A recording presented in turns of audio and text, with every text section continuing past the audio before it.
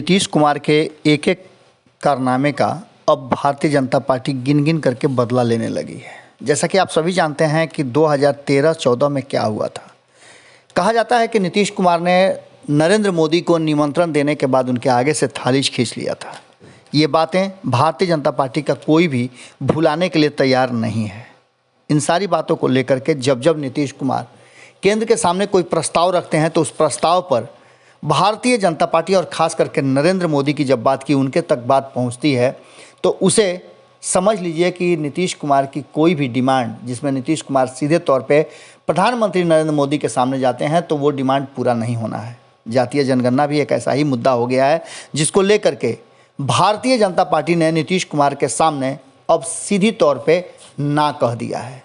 आपको बता दें कि इस पूरे मामले को लेकर के जिस तरह से संजय जायसवाल ने बातें की है, इससे ठीक पहले हमने आपको बताया कि किस तरह से नित्यानंद राय ने सदन में इस बात को कहा और भारतीय जनता पार्टी की केंद्र सरकार ने तो न्यायालय के सामने भी स्पष्ट कर दिया है कि जातीय जनगणना संभव ही नहीं है। न्यायालय को इसमें हस्तक्षेप नहीं करना चाहिए। ये पूरी तरह से कार्यपालिका की बात है और हम सदन में इसकी बात कर चुके हैं। अब जो सामने बातें आ रही हैं उसने स्पष्ट कर दिया है कि नीतीश कुमार को किसी भी हाल में उनके द्वारा लाए गए प्रस्ताव और उनके द्वारा डिमांड को भारतीय जनता पार्टी मानने वाली नहीं है।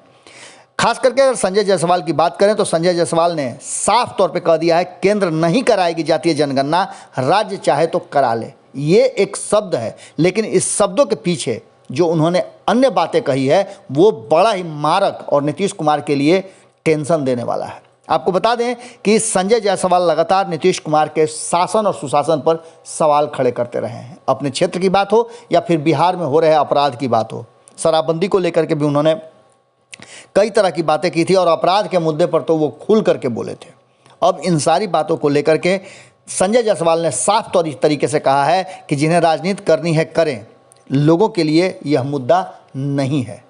यानी आप समझ रहे हैं कि उनका इशारा क्या है। उनको सीधा लग रहा है कि नीतीश कुमार इस मुद्दे को लेकर के कहीं ना कहीं राजनीति कर रहे हैं और दबाव की राजनीति कर रहे हैं। वहीं सुशील मोदी जो नीतीश कुमार के लंबे समय तक सलहिया रहे हैं, उनका कहना है कि भाजपा जातीय जनगणना के विरोध में नहीं है।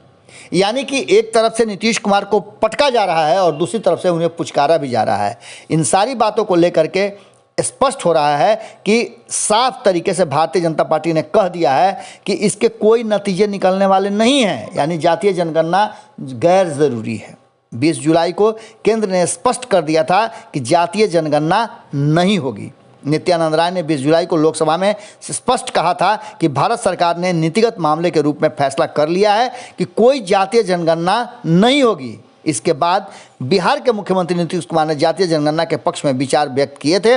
उन्होंने केंद्र सरकार से जातीय जनगणना की मांग भी की थी। बाद में बिहार में सर्वदलीय प्रतिनिधिमंडल प्रधानमंत्री से मिलने गया था और उसके भी नतीजे जो निकले वो आपके सामने हैं। केंद्र सरकार ने बार बार नीतीश कुमार को बैकफुट पर लाया है और ख़ास करके जातीय जनगणना का मुद्दा इतना ज़्यादा प्रतिष्ठा का प्रश्न बना लिया है नीतीश कुमार ने, क्योंकि सारे विपक्ष दल को लेकर के वो प्रधानमंत्री के पास गए थे और उन्होंने आशा व्यक्त किया था कि ये डिमांड उनकी मान ली जाएगी। लेकिन केंद्र ने ऐसा झटका दिया है कि अब तेजस्वी यादव उनके सामने हाथ बढ़ा रहे हैं और उन्होंने स्पष्ट कहा है कि अब भी मौका है, हम आपके साथ खड़े हैं, आइए हाथ मिला लीजिए। क्या होगा ये तो वक्त बताएगा, लेकिन इतना ज़रूर है कि नीतीश कुमार के लिए बड़ा ही कठिन समय चल रहा है। जुड़े रहिए भारत लाइव के साथ, खबरें लगातार जारी है। बहुत बहुत धन्यवाद, नमस्कार। अगर ये वीडियो पसंद आई और वह बिहार के राजनीति और बिहारियत से सरोकार रखेनी तो सब्सक्राइब बटन दबा के चैनल के सब्सक्राइब कर ली। ओजे एगो घंटी बा, ओकरा बटन दबा देला से कुल सटीक और मारक खबर रुआ मुफ्त में मिल जाई। अगर रुआ पत्रकारिता के हमनी के नया प्रयोग में सहयोग कर चाहतानी तो ज्वाइन बटन दबा दी। पेटीएम नंबर नोट कर ली 9386816700। धन्यवाद।